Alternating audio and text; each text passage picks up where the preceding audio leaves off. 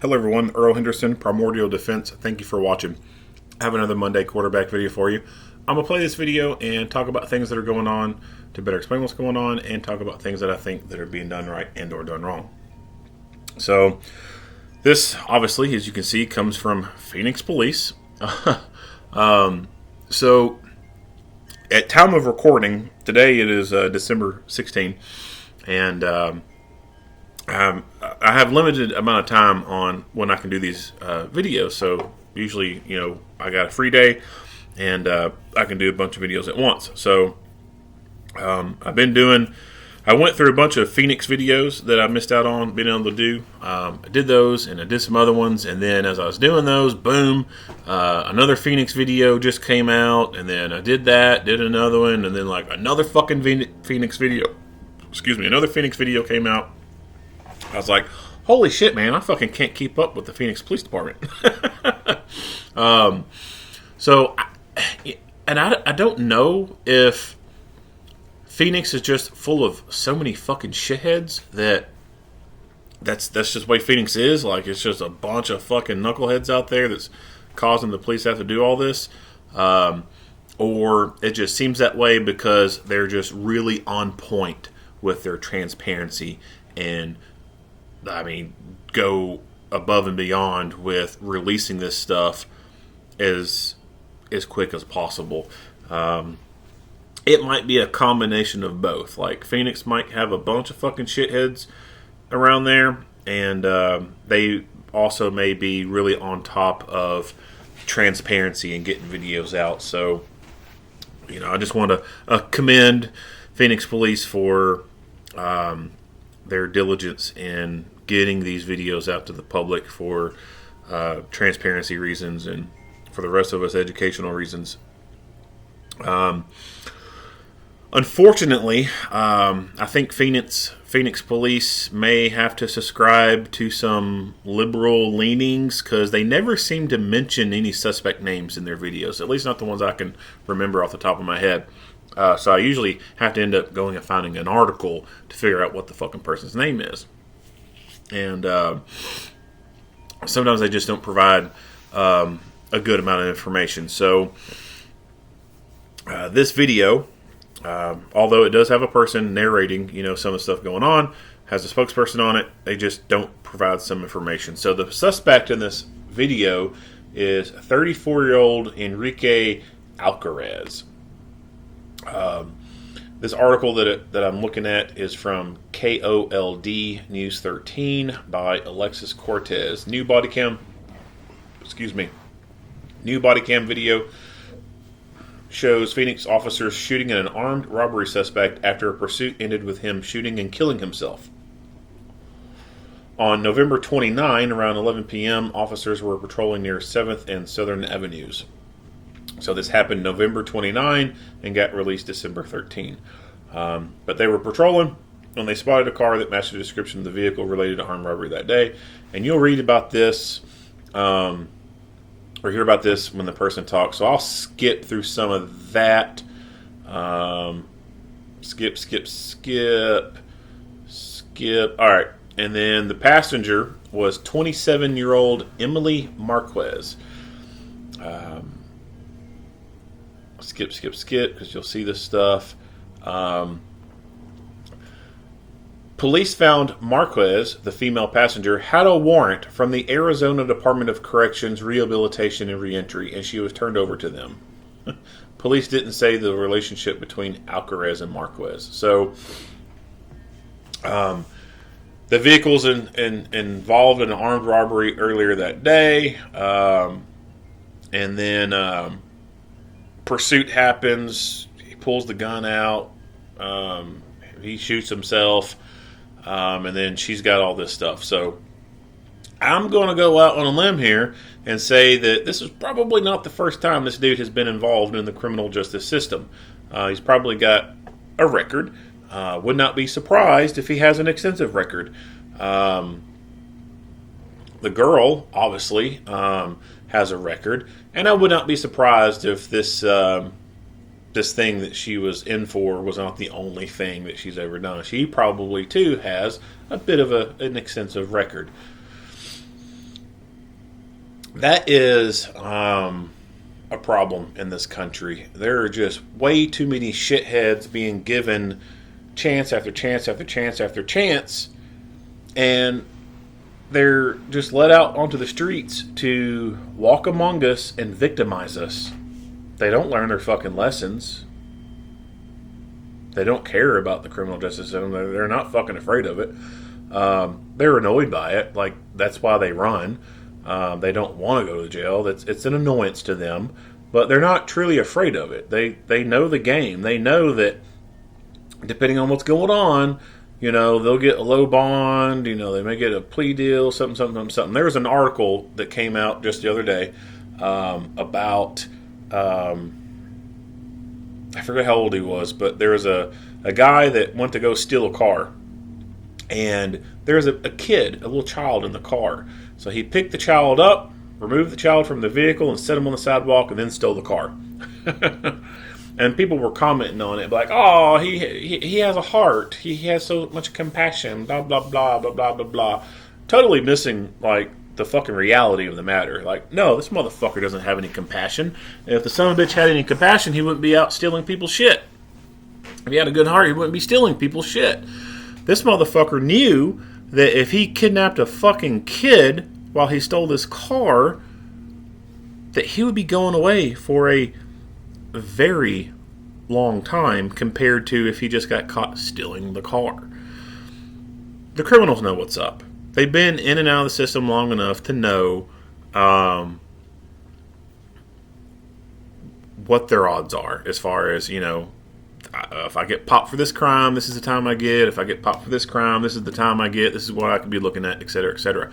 So this guy, I have no doubt that he was probably a convicted felon, was not supposed to be in possession of that gun. He was, of course, most likely involved in that robbery. And I would not be surprised to find out that this dude was on probation as well, or even parole. So I'd say that he was very motivated to flee. And as far as the popping himself, that could have just been, you know what, I'm caught, I ain't ever getting out this time, and popped himself. Or it could have been an accidental popping himself. It could have been as he's being shot, his arms and hands are kind of contorted a little bit, like and then, because criminals don't, follow firearm safety rules, he could have had his finger on the trigger and then accidentally popped himself as his fucking hands or arms are contorting after feeling the pain of being shot by the officer.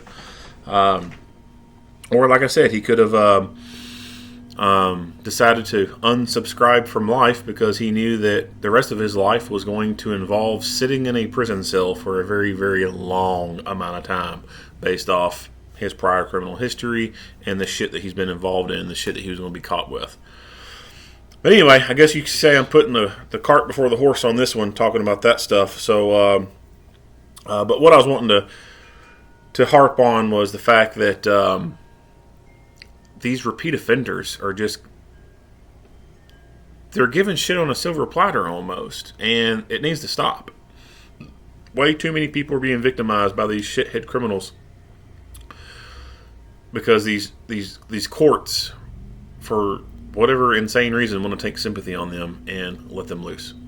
All right, enough of that ranting. I can go on and on talking about how the courts suck dick and they don't really protect us, the citizens, but let's move on.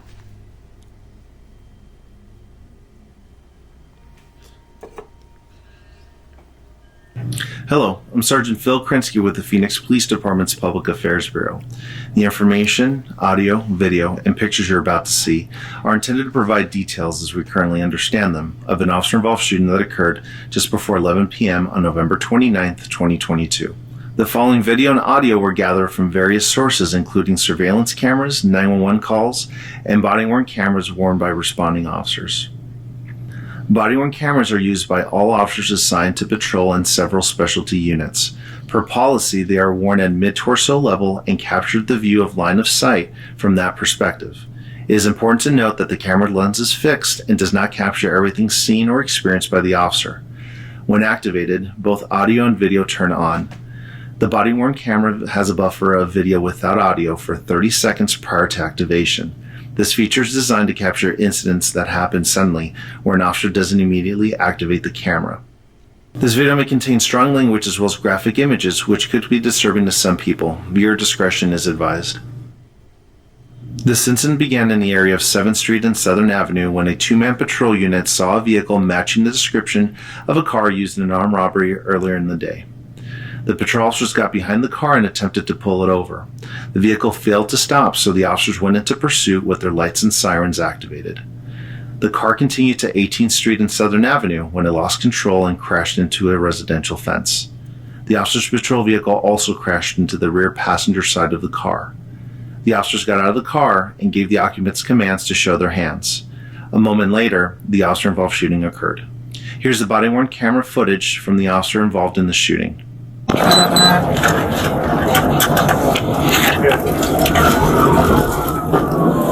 already taken off, boss. We're going to be in pursuit, 7th Street and Southern eastbound. The driver is our 211 suspect.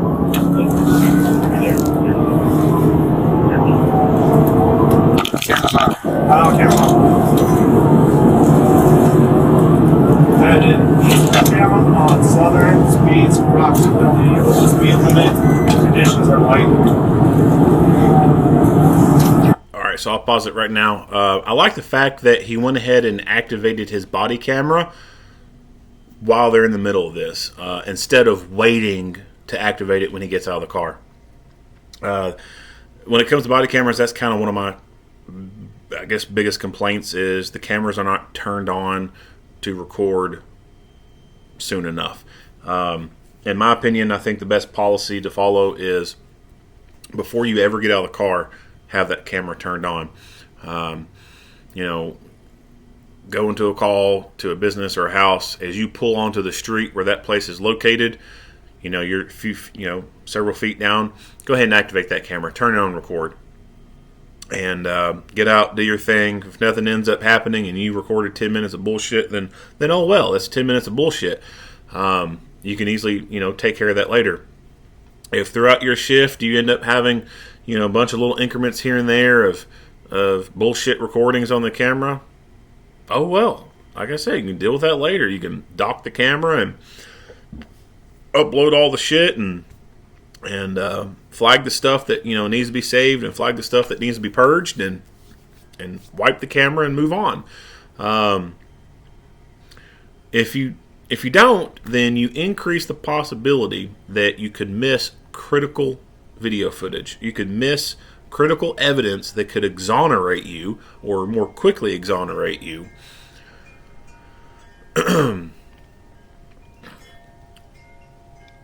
The anti-police crowd loves making lies.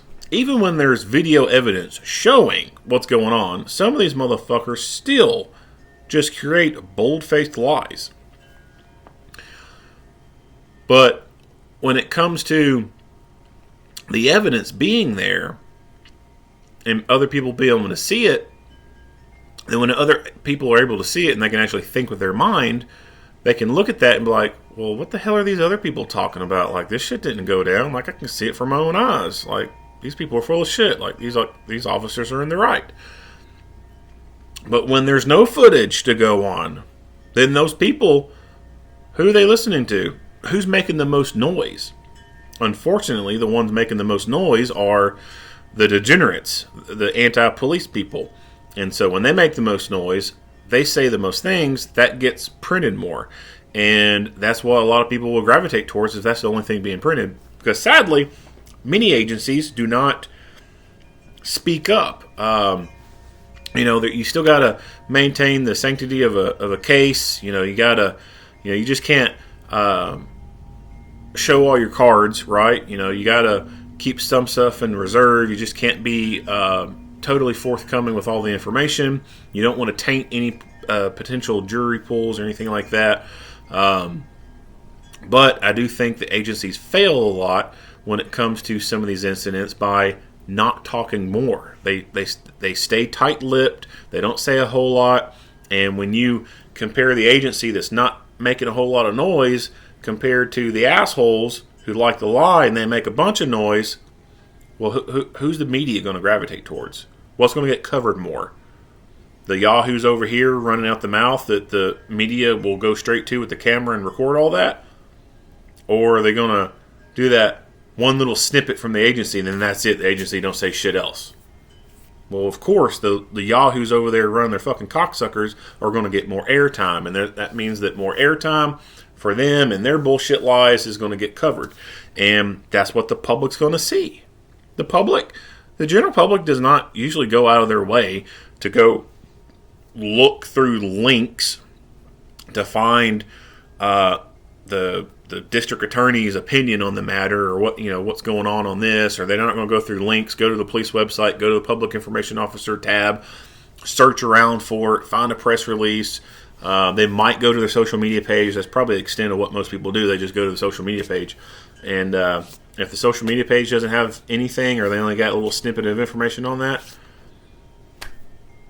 there's no camera footage, yeah, they're going to be listening to more of those other people, and that can cause people to actually believe the lies. So the cameras are good. When they first came out, I was a little hesitant about them. I'm like, fuck, this is going to cause problems. But really, they've been great. They help exonerate people. They help show the public what really fucking goes on. And it's so funny, too, that the anti-police crowd was all about, we need body cams, body cams, body cams, body cams, body cams. We're gonna catch these racist cops doing bad shit. Well, it didn't work out that way. Guess what? Cops aren't a bunch of racist assholes. Cops are just good, normal people doing a good job. Well, the fucking anti-police crowd hated that. Now you got some people who were at first advocating for police to have body cameras are now saying that body cameras need to be concealed, or the footage needs to be hidden from public view. They shouldn't be subject to open records for privacy reasons, or because it's marginalizing underrepresented people, or some fucking bullshit, whatever the fuck they want to run out their cocksucker. Because the cameras show what's really going on in the streets. It really shows the fucking degenerates and how they really are. Anti-police crowd don't like that, because that doesn't help their lies. It doesn't help their myths.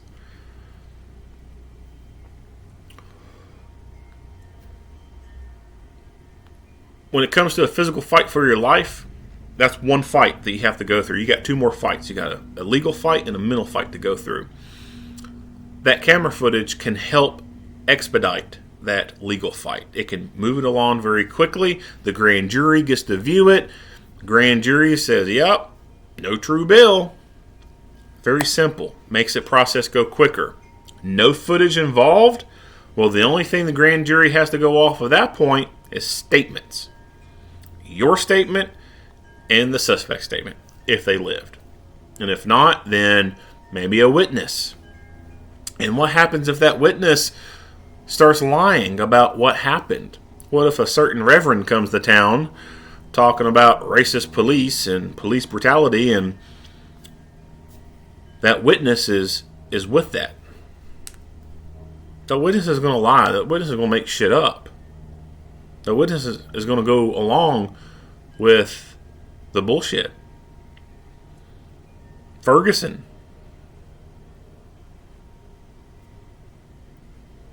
So, you gotta have the camera on to save your ass. So turn them on sooner and turn them on more often.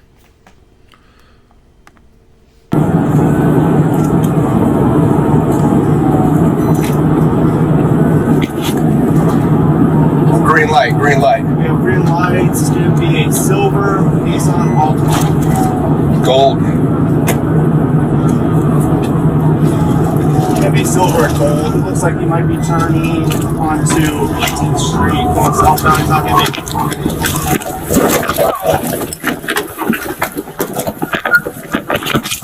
Freeze! Hands! Hands!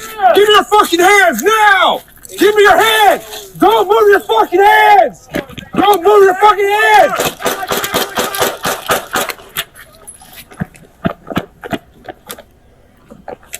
998. Here's the body-worn camera footage. All right, let's back that up. So they came in hard. It looks like you might be turning onto 18th Street, going southbound. He's not going to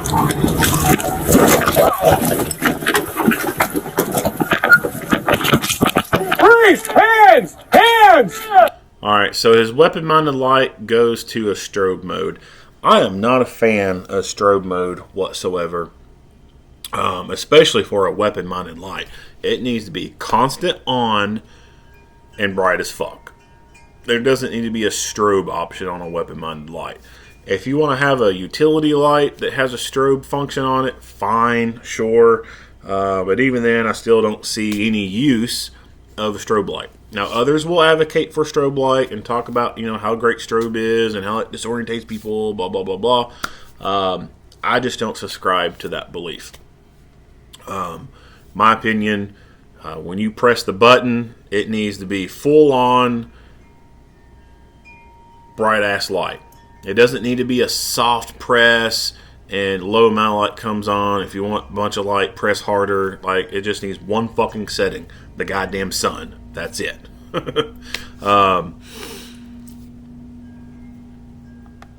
your fucking hands now! Give me your hands! So the windshield, as you can tell, is already broken out from this crash. Hands! Give me your fucking hands now! So he has a great unobstructed view to the suspect. And he doesn't have any material between him and the suspect that's going to throw his rounds off. Great conditions. Great field of fire. Give me your hands! Don't move your fucking hands! Don't move your fucking hands!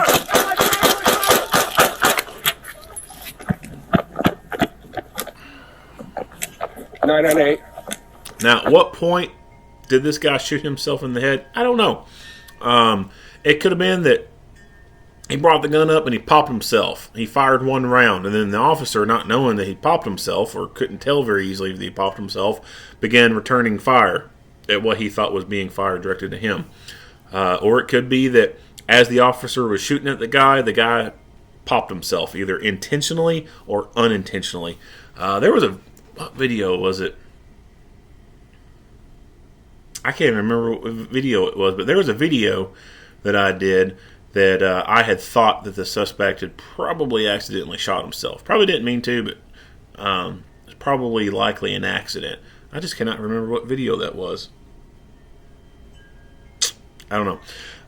But yeah, so that possibility exists in this scenario. He could have had the gun and it was, right around his chest area or something like that, and it could have been as he started taking rounds into his back.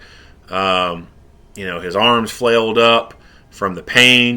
People, will jerk whenever, they experience a bunch of pain. He could have had his finger on the trigger, and as he did that jerking motion or whatever, boom, self-terminated unintentionally. Or he could have intentionally unsubscribed from life. I have no idea. It's hard to say. But as I said earlier, it could be that if he did intentionally do it, it's probably because he probably knew it was up. Like, he's going to be going away for a long time, and he didn't want to spend so much time in prison. I don't know. Don't know for sure. But it's one of the two. Now, as you can see, when I said earlier about him having unobstructed view because that back windshield was broken out, you can see from the side window how much even the tint can obstruct your ability to see in. Here's the body-worn camera footage from the second officer. Silver and gold. It looks like he might be turning onto the street, going southbound. He's not going to make it.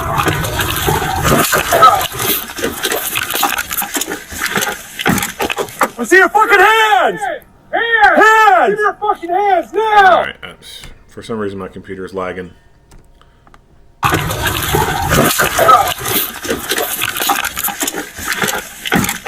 I see your fucking hands! Hands! Give me your fucking hands now! Don't move your fucking hands! Hey, driver's pulling down! Hey, driver!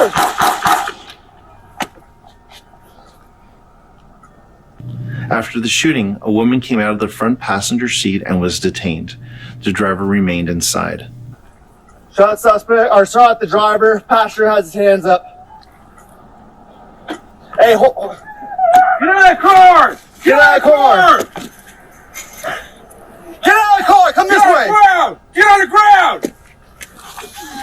I got the vehicle. Take her. Drive her out. Take her! I got the vehicle. Take her.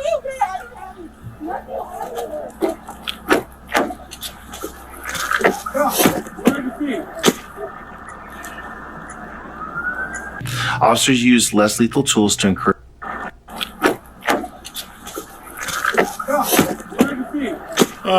So at first I thought he was just trying to use the car and vehicle as cover, but now I think about it, it could have been that this was giving him the ability to have a better view into the vehicle by just stepping up onto the SUV and having a higher angle looking down, which that is a nice benefit of an SUV. You can stand on that rocker panel there and get a pretty good bird's eye view down. Works out for people who are vertically challenged, but for big Sasquatch people like me, 6'7", I ain't got that problem.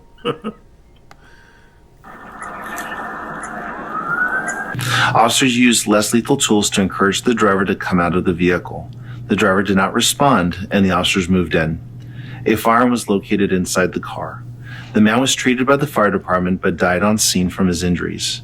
It was All right, so they talked about using less lethals to get him out of the vehicle. Unfortunately, they don't show that part. I like that tactic of using less lethals after someone's been shot. Someone's been shot, and you can't immediately get on top of them to secure them. You have to back away first or whatever. That presents the opportunity or the possibility that person could be playing possum, or they could just be laying there, unable to get up and move. But as soon as you get up close to them, they're gonna pop you.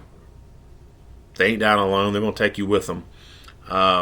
So by using less lethals, you can, one, see if that person is playing possum or if they're even conscious at that point, because a person is going to react to a less lethal device being used against them. They may be able to fight through that pain, and a lot of people can. A lot of people can fight through the pain of being shot with a 12-gauge beanbag. They can fight through that pain of being hit with a 40-millimeter foam round or a baton round. People can fight through being shot multiple times with a pepper ball gun, right? But they still react to it in some way. A person who can fight through a beanbag being shot at them, they're still going to wince. They're still going to flinch in some way. Like, it's going to register like, oh, I just got hit by something. It fucking hurt, but I can fight through it. Like, they're going to react. An unconscious person, you fucking shoot them with a 12-gauge beanbag or something else, like, the only movement that occurs is when that thing hits them and they shake from it. Like, you don't see them wince or jerk or go, ugh, or nothing, like, because they can't.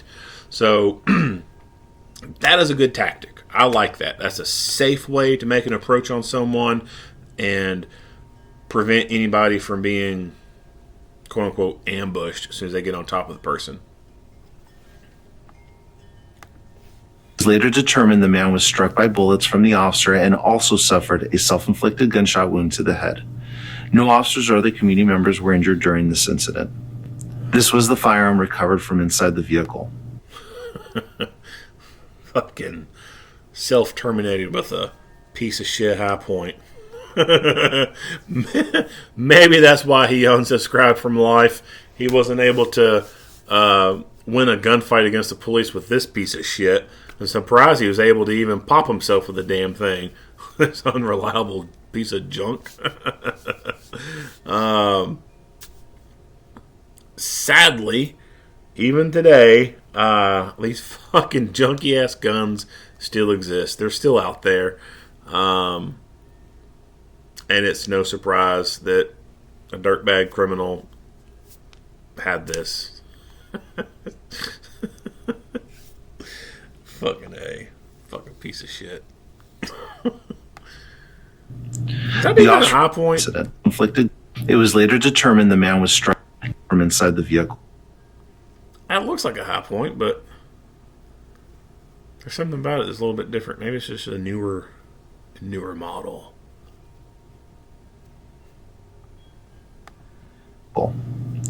The officer involved in the shooting has been with the department for 6 years and has been assigned to the South Mountain Precinct. This incident is the subject of a criminal investigation, which will be reviewed by the Maricopa County Attorney's Office. It is also the subject of an administrative investigation. All right. That's it. If you like what you hear and see, go ahead and give me a like and a share. If you have not already, hit that subscribe button and stay tuned for more Monday quarterback videos. Earl Henderson, Primordial Defense. Thank you for watching.